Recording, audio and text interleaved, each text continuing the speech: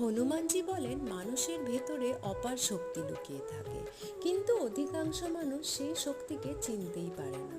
তারা বাইরের সমস্ত সংকটকে অনেক বড় বলে মনে করে, ভয় পায় আর সহজেই হার মানে। কিন্তু যখন কেউ নিজের আত্মশক্তিকে, নিজের সাহস আর বিশ্বাসকে উপলব্ধি করতে শেখে, তখন তার সামনে কোনো বাধাই বড় থাকে না। আত্মবিশ্বাসী হলো মানুষের সবচেয়ে বড় অস্ত্র। যেই ব্যক্তি নিজের অন্তরের শক্তিকে চিনে ফেলে, তার কাছে পৃথিবীর সবচেয়ে বড় সংকটও তুচ্ছ বলে মনে হয়। তাই কখনো নিজেকে দুর্বল ভেবো না। তোমার ভেতরে হনুমানজির মতো অপজয়ের শক্তি রয়েছে, শুধু সেটা জাগিয়ে তোলার প্রয়োজন। জয় হনুমানজি, জয়।